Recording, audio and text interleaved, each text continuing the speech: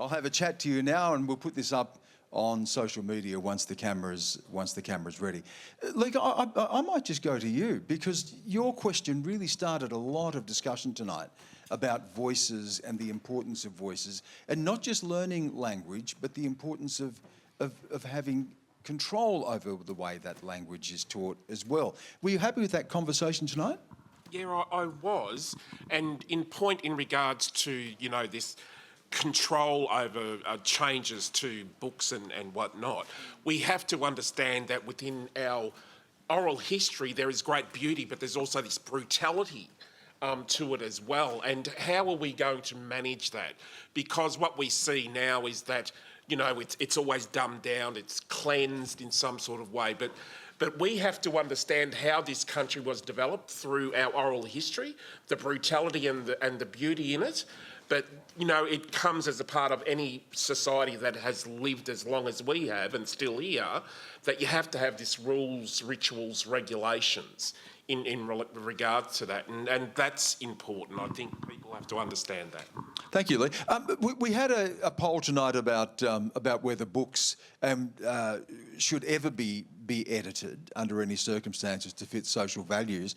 Hands up in the room, because I didn't get a chance to get a poll from you in the room. Hands up if you think it's okay to edit books to make them more acceptable. Hands up?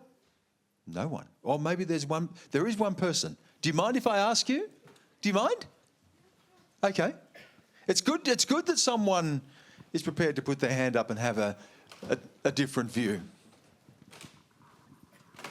I think as society changes, a lot of values of people change. A lot of things become really unacceptable.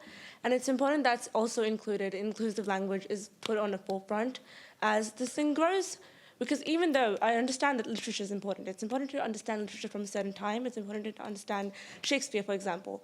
But then you also need to understand that the values of society are changing, that things need to be more inclusive now. And if something is so far removed from what's acceptable in society now, it's just not okay sometimes.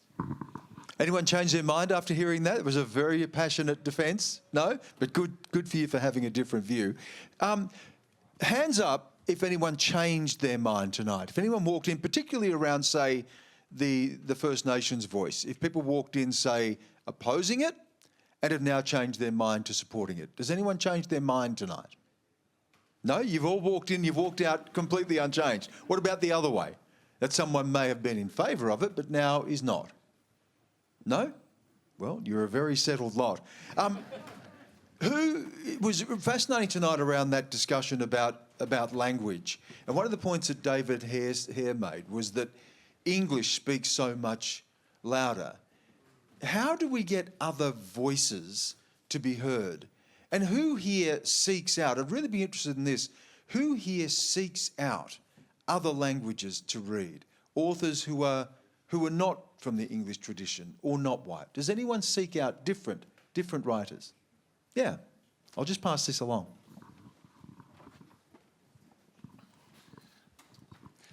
I am a native Russian speaker. I was born and grew up in Russia.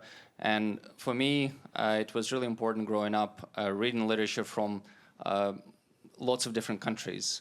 And in the university, I studied literature from Italy, France, Germany, and I really enjoyed that experience, and it helped me really understand myself as part of greater humanity, not just my own country. And it helped me when I traveled to the States to study there, when I came here and settled in Australia, it really opened up the world for me. But you don't have to travel to open up the world. You just being exposed to other cultures through literature, through other languages,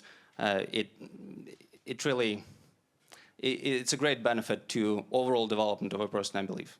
Yeah, thank you. One of the really big topics is this idea of writers' festivals and who gets to speak. Is it okay for people who may have offensive views to some to be invited to speak in public forums? Is it okay, or should people be banned? Does anyone believe that people should be banned from speaking? Yeah.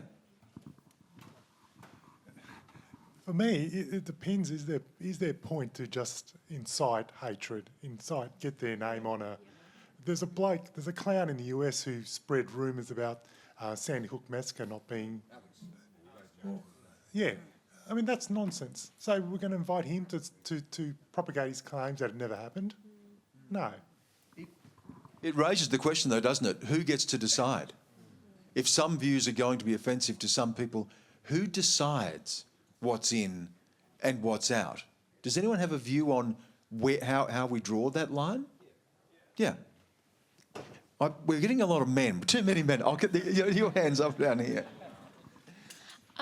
I think that I remember reading Normal People by Sally Rooney, and there's this guy coming to debate who's been called a neo-Nazi at the university, and this character Connell says, "Well, do we need to listen to a neo-Nazi? Surely that debate is dead."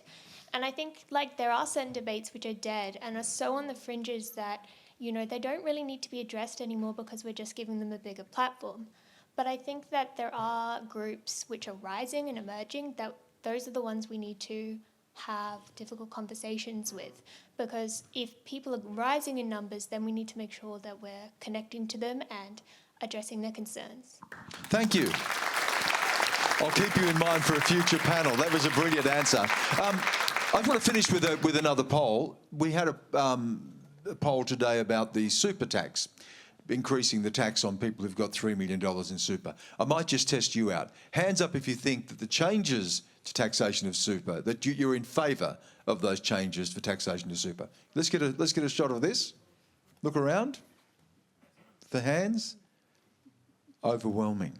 Overwhelming. Well, Anthony Albanese may be going back on a promise, but according to you, it's a promise worth breaking, right?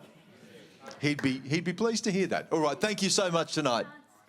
To vote on it. Pardon? Giving us a chance to vote. Giving you a chance to vote on it, So yes. it's not going back on it. Yes, indeed. All right, thank you again so much, and thanks for coming to the program. Thank you.